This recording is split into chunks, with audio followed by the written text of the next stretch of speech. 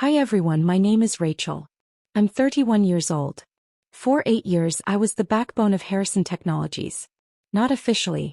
Not in any title that appeared on business cards or conference room nameplates. But every major client knew my direct line. Every critical deadline lived in my calendar. Every crisis, technical, financial, operational, ended up on my desk with a post-it note reading "Rachel will fix this." And I did. Every single time. I started at Harrison Technologies the summer after graduate school. 23 years old, MBA fresh in hand, ready to prove myself in my family's software consulting firm. My father, David Harrison, founded the company 32 years ago. Built it from a garage startup to a $230 million operation with offices in 4 cities. You'll start in project management, he told me that first day, standing in the glass-walled conference room overlooking the city. Learn the business from the ground up. That's how leaders are made. I believed him. I worked 80-hour weeks. I learned software development, client relations, contract negotiation, vendor management. By year 2 I was managing projects worth $8 million annually. By year 4, senior developers asked for me specifically because I understood both the technical requirements and the business implications. The clients loved me. Trusted me. When Meridian Industries, our largest client at $50 million annually, had a catastrophic system failure 3 years ago, they called my cell at 2 a.m. Not the CEO. Not the CTO. Me. I assembled a team. Worked 72 hours straight. We rebuilt their entire infrastructure, implemented redundancies, delivered them operational 3 days ahead of the emergency timeline. Their COO sent a handwritten letter. "Rachel Harrison saved our company. We are forever grateful." At the company celebration dinner, my father toasted the Harrison Technologies team for their collective excellence. My name wasn't mentioned. My cousin, Brandon, 29 and recently returned from his 3rd startup failure, stood beside my father and smiled like he'd contributed something beyond showing up. Brandon was my uncle's son. Charming, photogenic, good at golf and client dinners. He'd spent his 20s launching tech startups that burned through investor money before collapsing. No exits. No successes. Just expensive lessons in what not to do funded by family money. When his last venture imploded, my uncle called my father. "Brandon needs stability. Bring him into Harrison. Let him learn from the best." The best apparently meant me. My father called me into his office on a Monday morning. "Brandon's joining the senior team. I want you to mentor him. Show him how we operate. He's family and family takes care of family." I nodded. Family takes care of family. I'd heard that phrase my entire life. The mentoring began simply enough.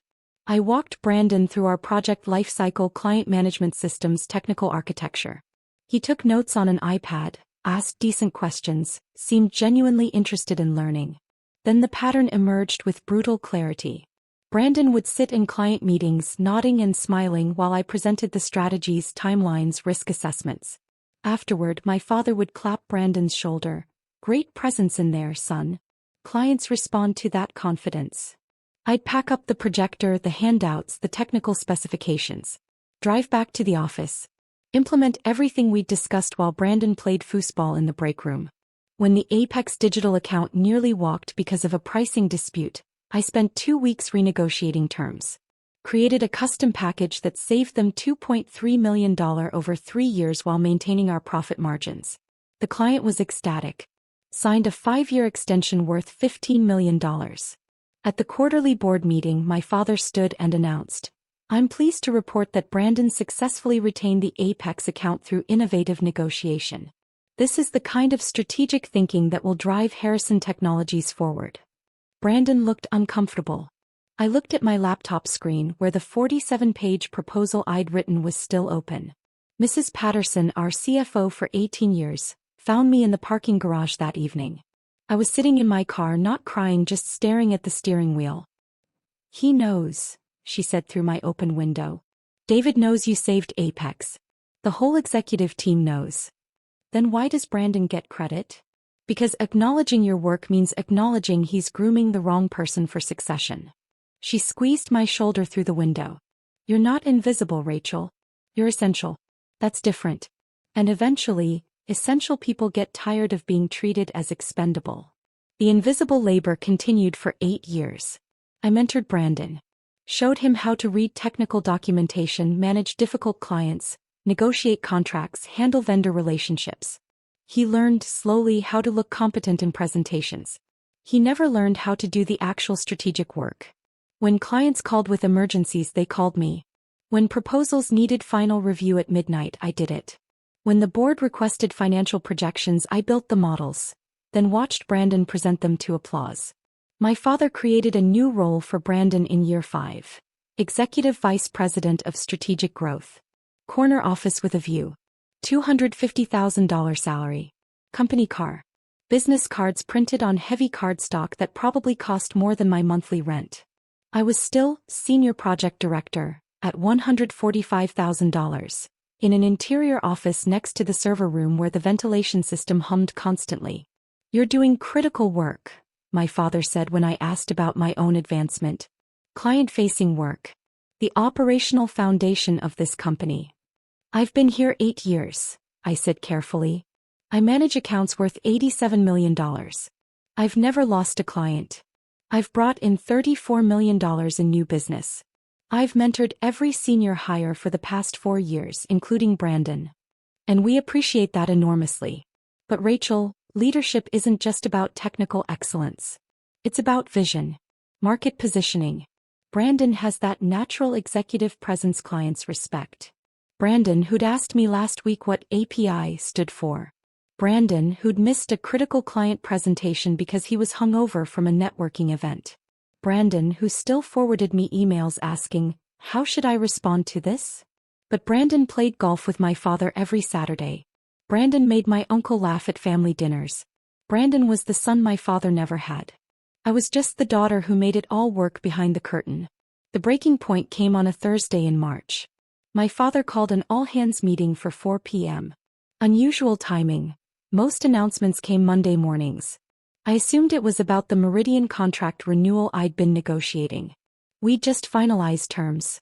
$65 million over 4 years, up from their current $50 million. The largest single contract in company history.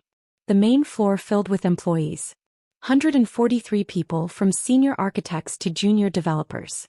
My father stood at the center with Brandon beside him, wearing a navy suit I recognized from the shopping trip where I'd helped him pick professional attire. "Thank you all for gathering," my father began. "Today marks a pivotal moment for Harrison Technologies."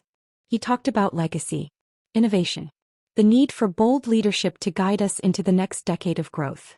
I watched colleagues taking notes, nodding, assuming this was another corporate vision speech. "Which is why," my father continued, his voice swelling with pride, "I'm thrilled to announce that Brandon Harrison will be stepping into the role of Chief Executive Officer, effective immediately."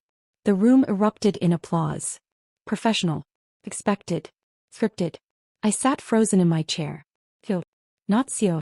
Not president. CEO, the role that controlled everything. Strategy. Operations. Client relationships. The future of the company. The role I'd been doing unofficially for 3 years. Brandon brings fresh perspective and natural leadership instincts to this position, my father said, beaming.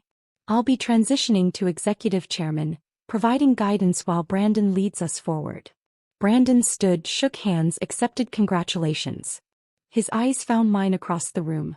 Something flickered there, guilt, maybe, or apology, before the smile returned. After the meeting, I walked back to my office. Sat down at my desk. Stared at the email I'd been drafting to Meridian's CEO about our new contract terms. $65 million.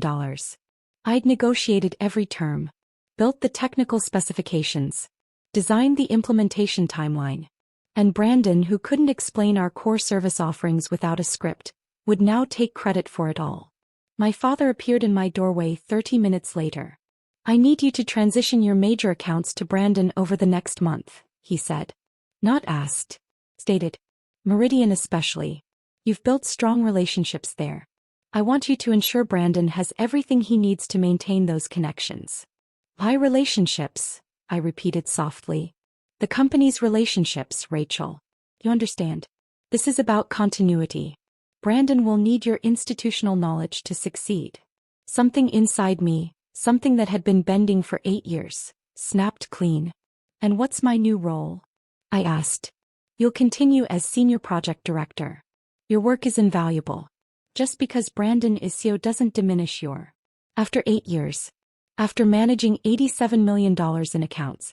After bringing in $34 million in new business. After negotiating the largest contract in company history. After mentoring Brandon himself for 3 years. After all that, I remain Senior Project Director in an office next to the server room, and Brandon, who asks me how to spell infrastructure, is CEO. My father's expression hardened. This isn't about keeping score. Brandon has qualities you lack. Executive presence. Strategic vision. Gravitas. You're an excellent operator, Rachel, but you're not leadership material. You never have been. He walked away. Not leadership material. I stared at my computer screen. Let those words settle into something sharp and clarifying. Mrs. Patterson appeared an hour later with tea. Set it on my desk without speaking. When she turned to leave, she paused. My former colleague runs talent acquisition at Novak Solutions, she said quietly. They've been trying to poach Harrison's senior people for 2 years. I could make an introduction if you wanted. I looked up at her. She smiled sadly, knowingly. Just something to think about, she said. That night, I sat in my apartment with my laptop and the files I'd been keeping for years. Not intentionally, just professionally. Documentation was my nature. Every client account I managed. Every contract I negotiated. Every crisis I resolved. Every late night, every weekend, every holiday I worked while Brandon posted Instagram stories from ski trips and beach resorts. The numbers were staggering. In 8 years, I'd brought in $34 million in new business. I'd maintained a 98% client retention rate. I'd managed implementations for 23 major projects with 0 failures. I'd trained 16 employees who'd been promoted past me. I'd built Harrison Technologies' reputation for excellence, and my reward was watching someone else wear the crown I'd crafted. The email from Novak Solutions arrived the next morning. Subject: Confidential opportunity, Chief Strategy Officer position. I almost deleted it. Loyalty. Family. My father's voice about commitment and gratitude and taking care of each other. I opened it instead. Dear Ms. Harrison. Your reputation in the tech consulting space is exceptional. Novak Solutions is expanding our enterprise division and believes your expertise would be transformative. We'd like to discuss a Chief Strategy Officer position with full autonomy, equity participation and compensation reflecting your actual market value. Would you be available for a confidential conversation? Best regards, Catherine Novak, founder and CEO Novak Solutions. I stared at the screen. Read it 4 times. Then I replied, available tomorrow evening, 7 p.m. Catherine Novak's office was minimalist elegance. Clean lines, natural light, art that suggested actual curation rather than corporate purchasing. She was 46, sharp-eyed, direct. She offered espresso from a machine that probably cost more than my car. I've been watching your career for 3 years, Catherine said without preamble. Every major win at Harrison has your signature on it. The Meridian save. The Apex renegotiation. The Stellar Systems implementation that came in under budget and ahead of schedule. You're the strategic brain of that operation. My father would disagree. Your father is protecting his investment in his nephew's career advancement. Catherine's tone was matter-of-fact, not cruel. I'm not interested in his feelings. I'm interested in results. And you consistently deliver results that exceed projections. She slid a folder across the desk. I opened it. The offer was breathtaking. Chief Strategy Officer. $520,000 base salary. Performance bonuses up to $200,000 annually. Equity worth $1.2 million when fully vested. Full autonomy over strategic initiatives. My own team. An office with windows. Real windows. Why me? I asked. Because you don't need a seat at someone else's table, Catherine said. You build the tables. You've just been forced to pretend someone else built them. I'm offering you a place where your name goes on your work. I thought about my father's words. Not leadership material. I'll need to give notice, I said. Take whatever time you need. I want you rested and ready, not burned out and bitter. Catherine smiled. Although I won't pretend I'm not looking forward to Harrison scrambling when they realize what they've lost. I signed the offer letter that night. Gave notice the next morning. My father's face went through several colors I'd never seen on human skin. You're leaving? No. Right when Brandon is transitioning into his new role. That's exactly why I'm leaving. He should learn to run the company he's been made CEO of. This is betrayal. After everything this family has given you, after everything I've built for you. You built this company on my work, Dad. You just gave credit to Brandon.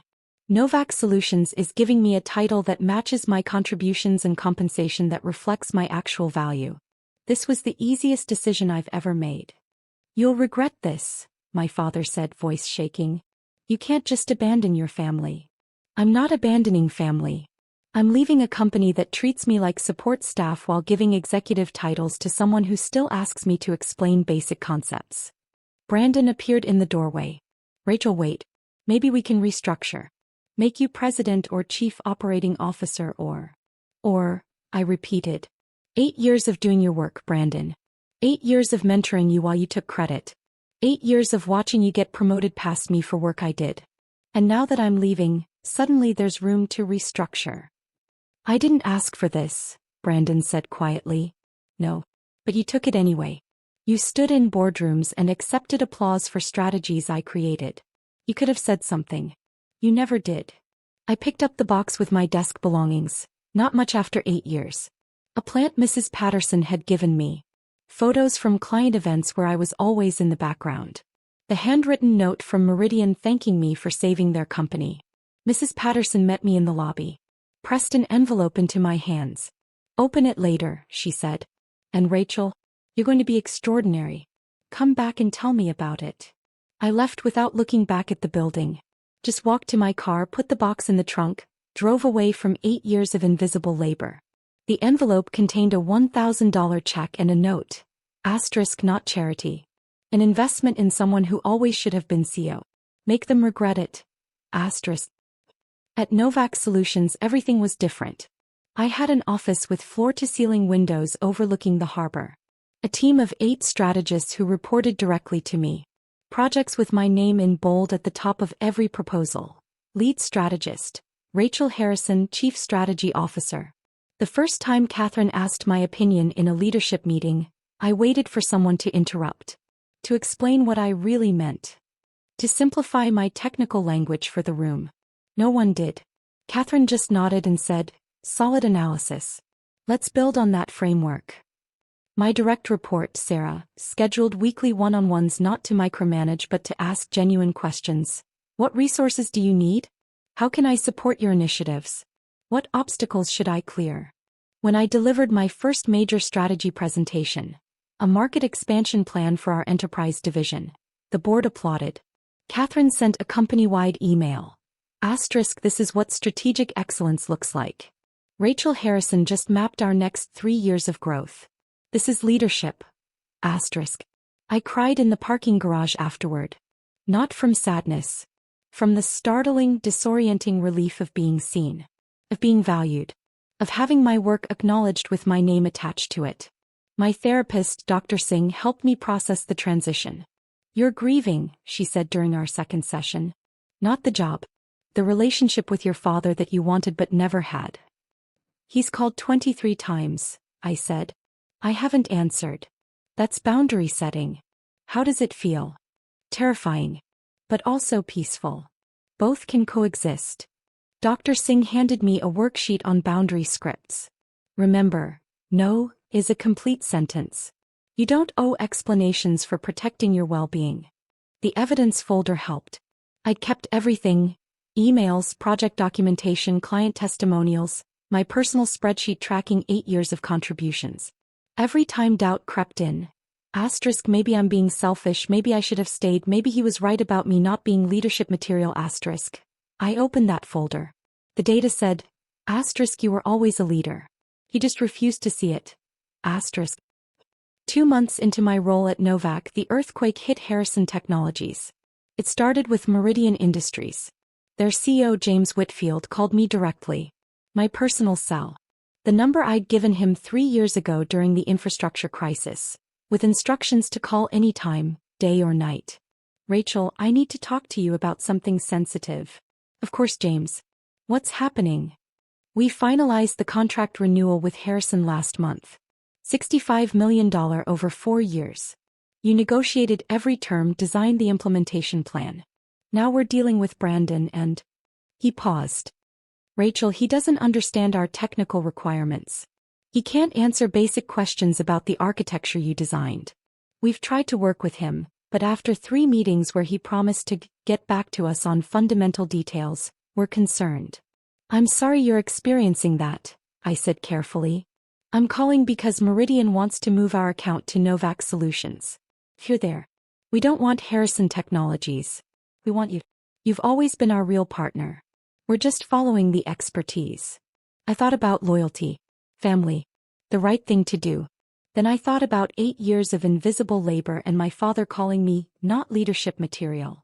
Let me connect you with Catherine Novak, our CEO. We'd be honored to work with Meridian. The meeting happened 48 hours later. Catherine, James Whitfield, Meridian's CTO, their CFO, and me. We spent 3 hours reviewing their needs. I presented the implementation framework I'd already designed, the one Brandon couldn't explain to them. This is exactly what we need, James said. The expertise, the attention to detail, the strategic thinking. This is what we thought we were getting from Harrison. He looked at me directly. Rachel, you saved our company 3 years ago. You've guided every major technology decision since then. We want to continue that partnership. But we want it official. We want it with you where you're actually valued. Meridian signed with Novak the following week. $65 million over 4 years. The largest contract in Novak Solutions history. Catherine promoted me to Executive Vice President of Strategic Accounts on the spot. Added another $100,000 to my base salary. Gave me equity worth an additional $800,000. You just transformed this company, Catherine said. This contract validates everything we're building. You're not just an employee, Rachel. You're a cornerstone. My phone exploded with messages that evening. Brandon first. Rachel, we need to talk urgently. Meridian just canceled. Dad is. Please call me. Then board members from Harrison. We should schedule a meeting. Discuss possibilities for collaboration. Then my father. You poached our biggest client. This is industrial sabotage. This is theft. Oh. I blocked the number. Dr. Singh had prepared me for this moment. They'll escalate when they realize they can't control you anymore. Expect commands, then guilt, then threats, then desperate bargaining. Don't engage unless you choose to. I didn't choose to.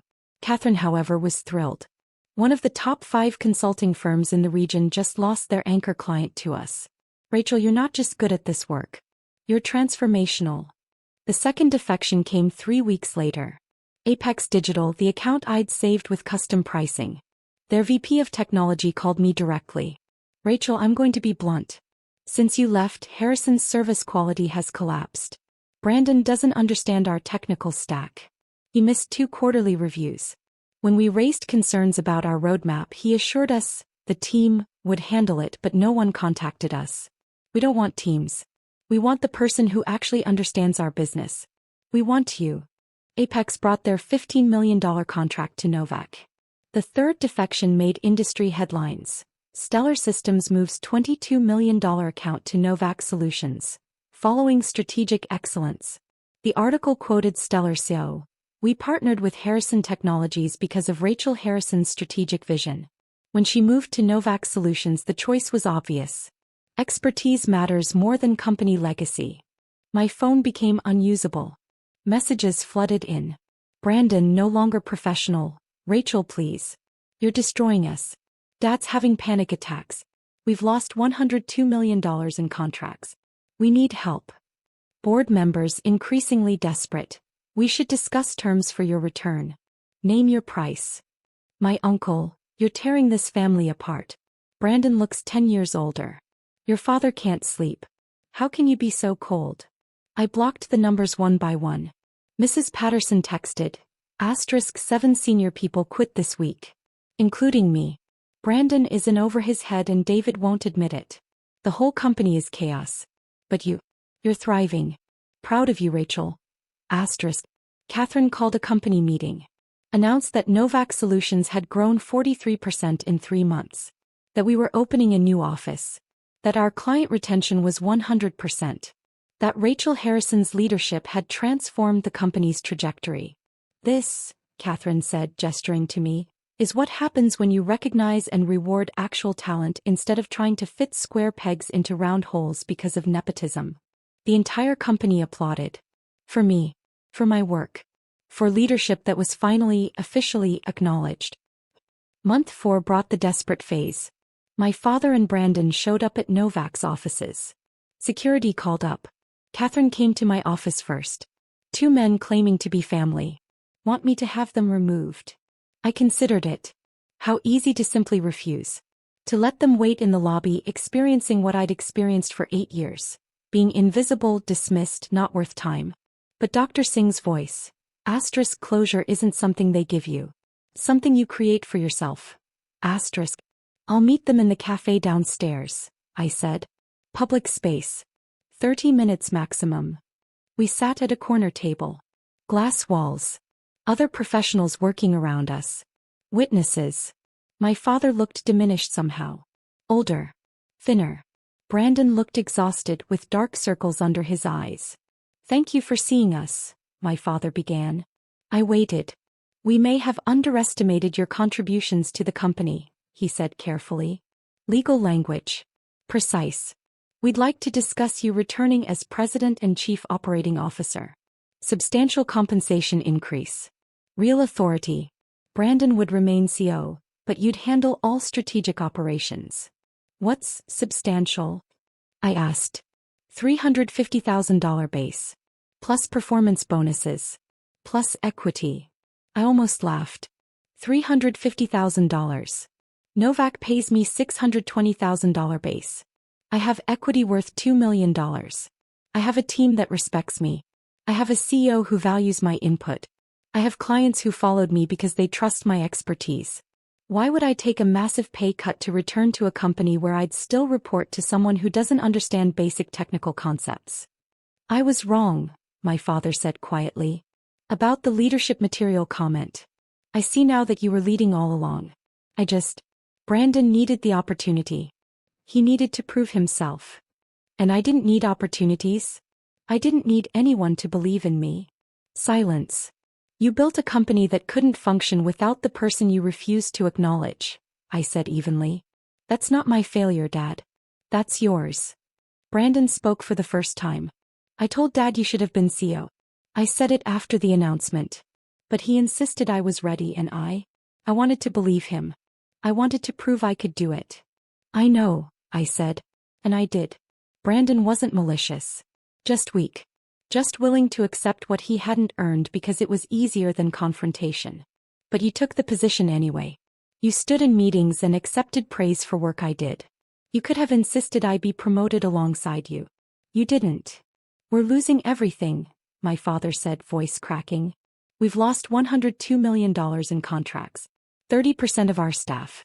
Investors are pulling funding. If we don't turn this around in 45 days, we're filing bankruptcy. Then hire a qualified strategist.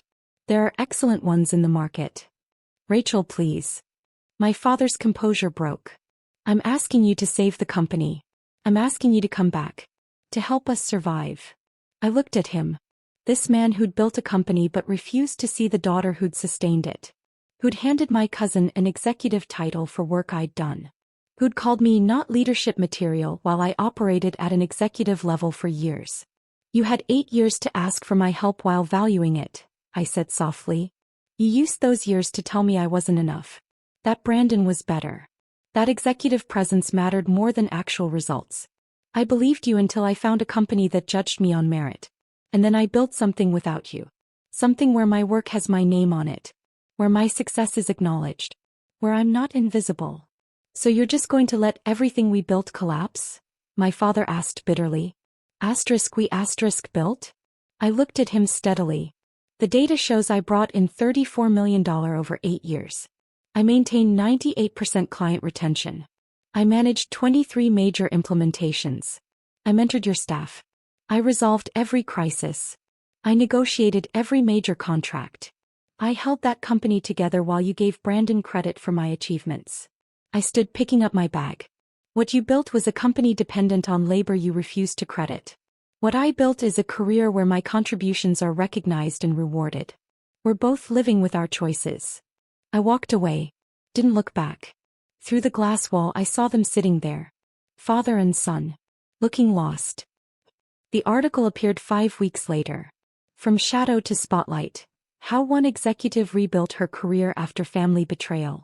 The regional business journal had contacted me about featuring rising leaders in tech consulting. I'd hesitated, but Catherine encouraged it. Your story matters, she said. There are countless people working in family businesses, being told they're not enough while doing executive-level work. They need to know they can leave. That they're not trapped. The interview was thorough and fair. The journalist did excellent research, including talking to former Harrison employees and clients. I spent 8 years being told I wasn't leadership material while operating as the company's chief strategist, Harrison explains. The clients knew it. The staff knew it. The only people who didn't acknowledge it were the ones benefiting from my invisibility. The article detailed my role at Novak, the clients who'd followed me, my upcoming keynote at the National Technology Leadership Conference. It went viral in business circles.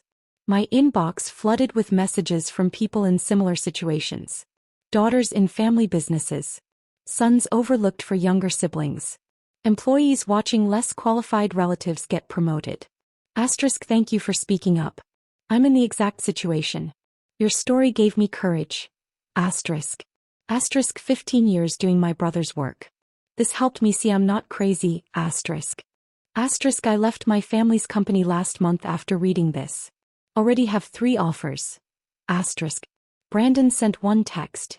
The article was hard to read. I'm sorry for everything. I didn't respond. My father sent one final email. You've humiliated this family publicly. Made us look incompetent. Don't expect forgiveness. I replied, I don't expect it. I don't need it. Then I blocked the address permanently. The bankruptcy filing was announced 6 weeks before the National Technology Leadership Conference. Harrison Technologies files Chapter 11. Regional tech firm crumbles after talent exodus. The article was detailed. Client losses totaling $102 million. Staff departures, 43 employees in 4 months. Failed investor negotiations. The building lease terminated. David Harrison stepping down. Brandon Harrison, position eliminated. I felt a distant sadness. Not satisfaction. Not guilt. Just melancholy for what could have been if my father had made different choices 8 years ago. Mrs. Patterson called. How are you processing the news? I'm okay. Really? Is that strange? No, honey. It means you've healed. You've built something new. The old chapter is just closed now. He was right. I built something new. At Novak, I just closed a $47 million contract with an international manufacturing firm. Catherine was creating a new role, Chief Innovation Officer. My team had grown to 15 people, all of whom I mentored the way I wished I'd been mentored, with recognition, opportunities, and credit for their work. Tom, one of my senior strategists, brought his family to the office when I promoted him to director. His mother hugged him, tears streaming. We always knew you were brilliant, she said. We're so proud. I excused myself, went to the restroom, cried for 5 minutes, returned smiling. Dr. Singh helped me understand it. You're not grieving what you lost. You're grieving what you never had, a father who could see your worth. Will it always hurt? It'll hurt less. And eventually you'll realize the freedom is worth more than the fantasy. The National Technology Leadership Conference was held in a convention center with 3,000 attendees. I was the opening keynote. Topic: Leading from wherever you are, recognizing and claiming your value. Catherine adjusted my lapel mic backstage. Nervous. Terrified. Good. It means you care. She smiled. Go show them what not leadership material actually looks like. I walked on stage to applause. Scanned the massive audience. In the back, partially hidden behind a column, were my father and Brandon. Both in business casual.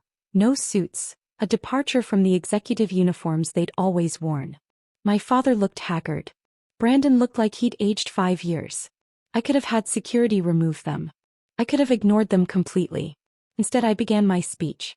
8 years ago, I worked for a company that told me I wasn't leadership material. I believed them until I realized that judgment came from people who couldn't run their own company without the person they refused to promote. I talked about invisible labor, documentation, knowing your worth in measurable terms, recognizing when you're building someone else's empire while your own potential withers in the shadows. I was told I lacked executive presence, I said, looking directly at my father. By someone who gave my cousin a CEO position based on family connection rather than competence. And when I left, taking my expertise and my client relationships, the company collapsed. Not because I sabotaged anything, but because the foundation was one person pretending to lead while another person did the actual work. The audience was silent, hanging on every word. Here's what I learned. Your value isn't determined by who refuses to see it. Your potential isn't limited by who underestimates you. And loyalty to people who exploit you isn't virtue, it's self-betrayal. I talked about Catherine saying you build the tables. About Sarah asking what I needed instead of telling me what to do. About clients who followed me because they valued expertise over company logos. If you're in a situation where your contributions are invisible, document everything. Build your evidence folder. Track your wins. And when you're ready, don't threaten, don't negotiate, just walk. Find a place where your name goes on your work. Where your voice carries weight. Where you're not just the engine keeping someone else's career running. The standing ovation lasted 90 seconds. People crowded around afterward, sharing their stories, asking questions, thanking me for giving them language for their experiences. My father and Brandon approached as the crowd thinned. Security noticed, moved forward. I waved them off. That speech, my father said quietly. You were talking about me. I was talking about systems that prioritize connection over competence. You were an example. I never realized how much of the company's success came from you. You didn't want to realize it, Dad. Acknowledgement would have meant admitting you'd promoted the wrong person. That family loyalty blinded you to merit. Brandon looked at his hands. For what it's worth, Rachel, everything you said was true. I wasn't ready. I'm in leadership training now. Starting over. Learning to actually do the work instead of taking credit for it. Good, I said sincerely. You'll be better for it. My father met my eyes. Something that might have been pride, might have been regret, flickered there. You've built something remarkable. I see that now. I know you do. Now that it's too late to matter. Is there any possibility? He stopped. Started again. Could we rebuild our relationship? I can't change the past, but maybe. Dad, I forgive you. The words surprised me, but they felt true. I forgive you for not seeing my worth. For choosing Brandon because he was easier to love. For calling me inadequate while relying on my competence. I forgive all of it. Hope flickered in his expression. But forgiveness isn't reconciliation, I continued gently. It isn't access. It isn't relationship restoration. You can be forgiven and still not be part of my life. Those are separate decisions. I'm your father. You are. And I hope you build something new. Something where you value people's contributions regardless of their last name. But I've built my own table now. There's no seat here for people who spent years telling me I didn't deserve one. I turned to leave. Paused. Thank you though. For giving Brandon the CEO position. If you'd promoted me, I'd never have left. I'd never have discovered what I could build without you. So genuinely, thank you for showing me I didn't need your validation to lead. I walked away. This time I looked back once. They stood there, father and son, watching me disappear into a crowd of professionals who respected my expertise, valued my leadership, and knew my name. 8 months later, I launched my own consulting firm, Harrison Strategic Consulting. Not to compete with my father. Not for revenge. But because Catherine had said something profound. Asterisk, you've always built the tables. Now build your own company. Asterisk. I did. Built a firm that valued documentation, credited contributions, promoted based on results. I hired Mrs. Patterson as CFO. Tom came over from Novak as VP of Operations. Sarah joined as Senior Strategist. We were small, 12 people, but profitable, ethical, growing rapidly. Meridian Industries became our anchor client. Apex Digital joined. Stellar Systems. 3 new Fortune 500 companies that had never worked with Harrison Technologies. First-year revenue, $28 million. My father sent a card. Congratulations on your firm. I'm proud of you. I read it. Filed it away. Didn't respond. Brandon sent flowers. You were right about everything. Starting from the bottom is humbling. Good luck with your company. I sent a brief thank you email. Professional. Distant. Catherine called to congratulate me. You did it. Built something with your name on it. Literally. I did. Any regrets? I thought about it. About the 8 years at Harrison Technologies. The invisible labor. The interior office next to the server room. The speech where my father called me inadequate. No regrets, I said. Everything led here. On Sunday morning I went to the office alone. Walked through the empty space. 12 offices, conference rooms, a kitchen where we actually talked to each other like humans, not corporate personas. My office had floor-to-ceiling windows. A view of the harbor. My name on the door. Rachel Harrison, founder and CEO. The title my father said I'd never be qualified for. My phone buzzed. Unknown number. I almost ignored it, then looked at the message. This is David. Saw the article about your firm's success. $28 million first year. You were always capable of this. I'm sorry I couldn't see it. I stared at the screen. Waited for the familiar ache of wanting his approval, his pride, his acknowledgement. It didn't come. Instead I felt complete. Whole. Successfully independent. I typed. I appreciate that. I hope you're well. Then I blocked the number. Not from anger. From boundaries. From understanding that some doors close not because of hatred, but because keeping them open means staying tethered to versions of ourselves that no longer exist. I sat at my desk. Opened my laptop. Reviewed the proposal for our next major client. A $52 million contract that would make us one of the fastest-growing consulting firms in the region. Outside my window, the harbor glittered in morning light. Boats moved purposefully across the water. The city hummed with life and possibility. The building at Harrison Technologies had gone dark. The logo removed. The lease terminated. But here in 12 offices filled with people who respected each other, every light blazed bright. I built this table. I built all of it. And my name was on everything.